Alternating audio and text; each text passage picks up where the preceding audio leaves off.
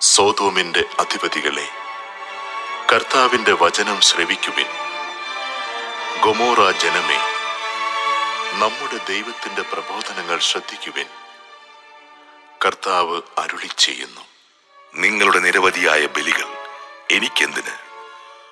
മുട്ടാടുകളെ കൊണ്ടുള്ള ദഹന ബലികളും കൊഴുത്ത മൃഗങ്ങളുടെ മേധസ്സും എനിക്ക് മതിയായി.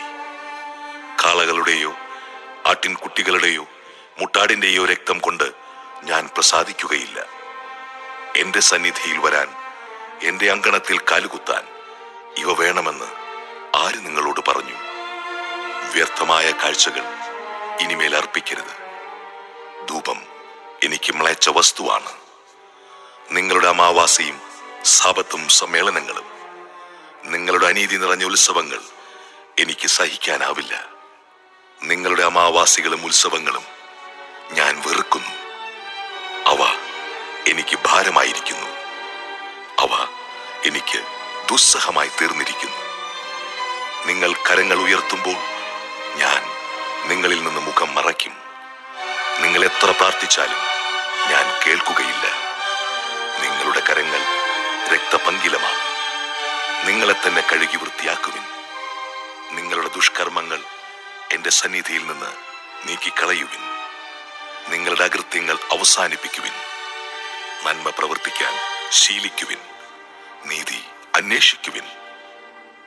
മർദ്ദനം അവസാനിപ്പിക്കുവിൻ. അനാഥരോട് നീതി ചെയ്യുവിൻ. വിധവകൾക്ക് വേണ്ടി വാദിക്കുവിൻ. കർത്താവ് അരുളിച്ചെയ്യുന്നു, വരുവിൻ, നമുക്ക് രമ്യതപ്പെടാം. നിങ്ങളുടെ പാപങ്ങൾ കടും ചെമപ്പാണെങ്കിലും അവ മഞ്ഞുപോലെ വെണ്മയുള്ളതായി തീരും. അവ രക്തവർണ്ണമെങ്കിലും കമ്പിളി പോലെ വെളുക്കും. അനുസരിക്കാൻ സന്നദ്ധരെങ്കിൽ നിങ്ങൾ ഐശ്വര്യം ആസ്വദിക്കും. അനുസരിക്കാതെ ധിക്കാരം തുടർന്നാൽ വാളിനിരയായി തീരും. കർത്താവ് അരുളിച്ചെയ്തിരിക്കുന്നു.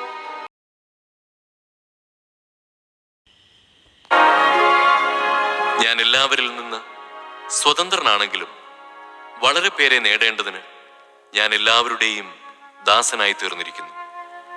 യഹൂദരെ നേടേണ്ടതിന് ഞാൻ അവരുടെ ഇടയിൽ യഹൂദനെ പോലെയായി.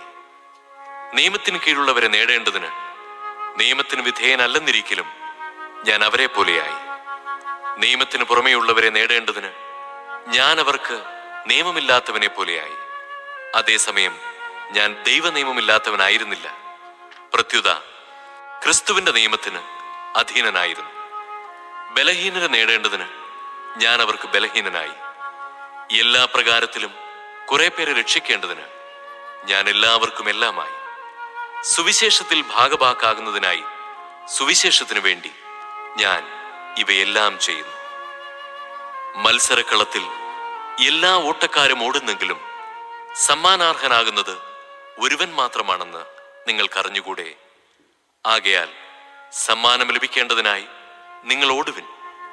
കായികാഭ്യാസികൾ എല്ലാ കാര്യത്തിലും ആത്മനിയന്ത്രണം പാലിക്കുന്നു. അവർ നശ്വരമായ കിരീടത്തിനു വേണ്ടിയാണ് അപ്രകാരം ചെയ്യുന്നത്. നാം അനശ്വരമായതിനു വേണ്ടി. ഞാൻ ഓടുന്നത് ലക്ഷ്യമില്ലാതെയല്ല. ഞാൻ മുഷ്ടിപ്രയോഗം നടത്തുന്നത് വായുവിൽ പ്രഹരിക്കുന്നത് പോലെയല്ല. മറ്റുള്ളവരോട് സുവിശേഷം പ്രസംഗിച്ച ഞാൻ തന്നെ തിരസ്കൃതനാകാതിരിക്കുന്നതിന് എന്റെ ശരീരത്തെ ഞാൻ കർശനമായി നിയന്ത്രിച്ച് കീഴടക്കുന്നു.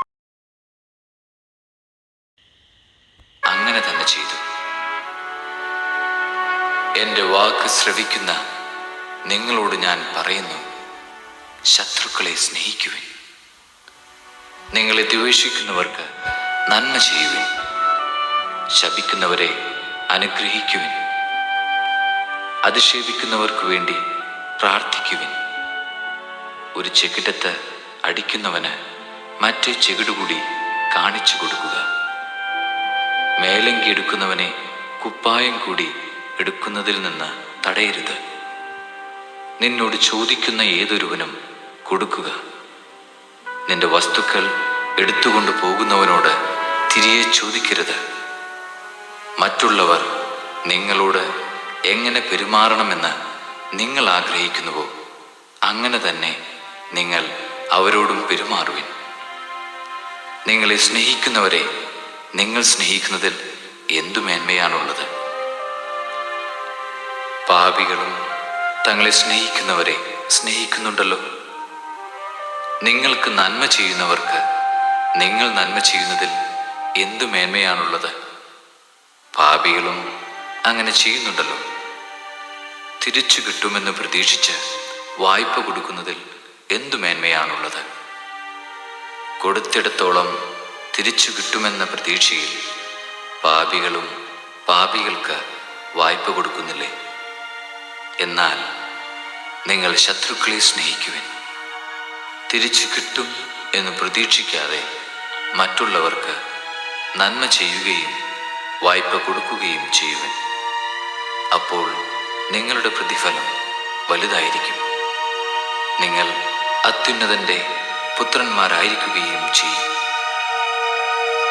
കാരണം അവിടുന്ന് നന്ദിഹീനരോടും ദുഷ്ടരോടും കരുണ കാണിക്കുന്നു.